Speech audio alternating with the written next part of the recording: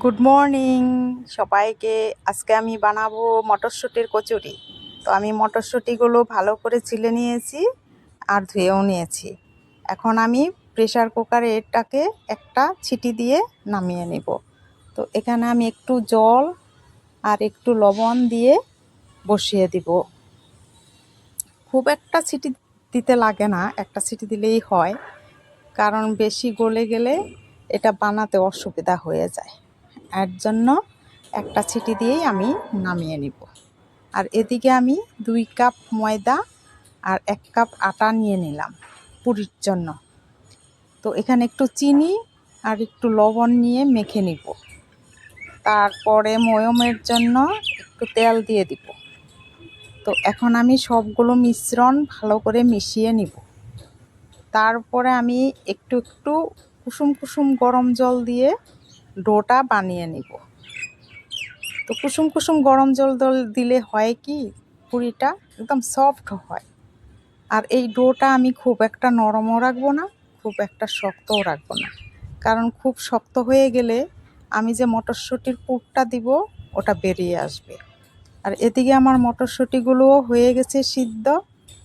অল্প ঠান্ডা হতে দিব এখন, কারণ গরম গরম মিক্সার গ্রাইন্ডারে দেওয়া যায় না, তো তার জন্য গরম গরম দিলে আবার মিক্সার গ্রাইন্ডারটা কিছু যদি ক্ষতি হয়, এর জন্য আমি ঠান্ডা করেই দিই সব কিছু। আর আমি এটা খুব একটা টাইম ঘোরাবো না, অল্প সময়েই একটা ঘোরানো দিলেই আমি অফ করে দিব। আর হয়েও গেছে আমার, পেস্টটা মোটামুটি ভালোই হয়েছে। এদিকে আমি কড়াতে তেল বসিয়ে দিয়েছি আর ওখানে আমি পেস্টটা ঢেলে দিয়েছি। দেখি একদম পুরা পুরা লেগে যাচ্ছে, এর জন্য আমি একটু জল দিয়ে দিলাম আর একটু লবণ দিয়ে দিলাম, বাস। এটা গোলমরিচের গুঁড়া একটু দিয়ে দিলাম। হিংও দিতে হয়, কিন্তু আমার হিংটা বের করছি দেওয়ার জন্য, দেখি এক্সপায়ার হয়ে গেছে, এর জন্য আর দিলাম না। আর এখন আনাও সম্ভব না, দোকান থেকে আনতে গেলেও দেরি হয়ে যাবে, এর জন্য আর আজকে বাদই দিলাম ওটা।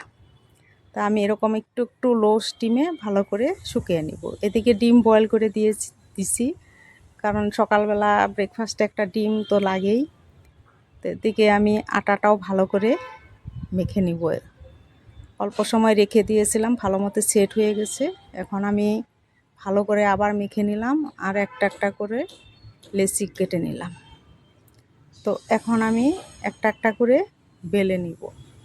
বেলে ওই যে মটরশুঁটির পুরটা বানিয়ে রেখেছিলাম ওটা আমি দিয়ে ফোল্ড করে নিব। এরকম করে আমি আস্তে আস্তে সবগুলোই ফোল্ড করে নিব।